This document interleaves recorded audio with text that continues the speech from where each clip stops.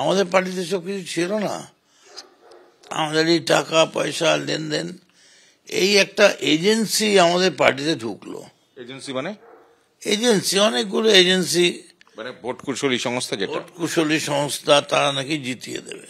এরা শুরু করলো বিভিন্ন জায়গা থেকে নাম কালেক্ট করে টাকা তোলা। ক্যান্সারে নেই আর ভয়, NCRI হবে এর জয়। আপনাদের ভরসা নেতাজি সুভাষচন্দ্র বোস ক্যান্সার হসপিটাল। একটা জায়গায় 8টা নাম আছে, মানে এই ভোট কুশলী সংস্থা আইপ্যাক। একদম এরাই গোটাটা করেছে। এবং মমতা বন্দ্যোপাধ্যায়ের অজান্তে অনেক ইম্পর্টেন্ট ছেলে, নামি দামি ছেলে, তাদের কাছেও আমি শুনেছি তারা কেউ 25 লাখ, কেউ 50 লাখ দিয়েছে। কাকে দিয়েছে? এই ছেলেদের, এজেন্সির ছেলেদের। আইপ্যাকই হবে, আইপ্যাকই ছিল তখন। এবং তারা কেউ নমিনেশন পায়নি, লজ্জায় কাউকে বলতেও পারছে না, এত বড় বড় নাম তাদের। না এই আইপ্যাক মানে মমতা, কোথায় মমতা বন্দ্যোপাধ্যায় বলেছেন যে তোমরা আইপ্যাকের হাতে টাকা দাও?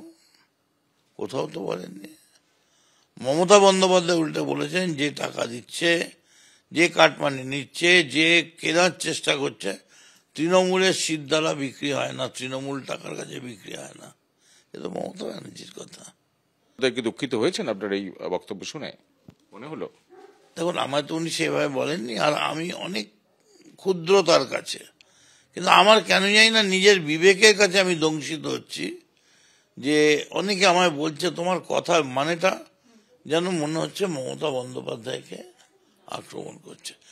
কিন্তু এই আইপ্যাক আসার আগে আমাদের এরকম টাকাও দরকার হতো না, আমাদের এত সাজানো স্টেজ, এত কিছুই দরকার হতো না।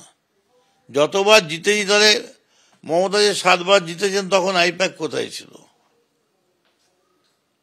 আমরা যে আগে কামারহাটিতে জিতেছি, তখন আইপ্যাক কোথায় ছিল? এখন যে পরপর বিরোধী নির্বাচনগুলো জিতছি, আইপ্যাক কোথায় ছিল?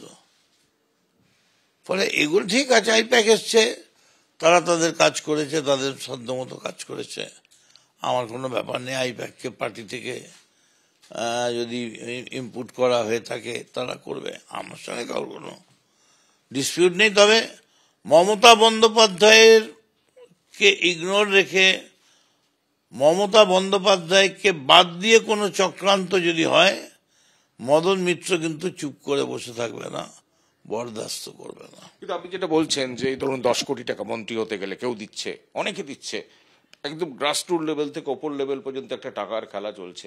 এই গোটা প্রক্রিয়াটা মমতা বন্দ্যোপাধ্যায়ের অজান্তে হয়েছে বলছেন, আর করছে কারা তাহলে?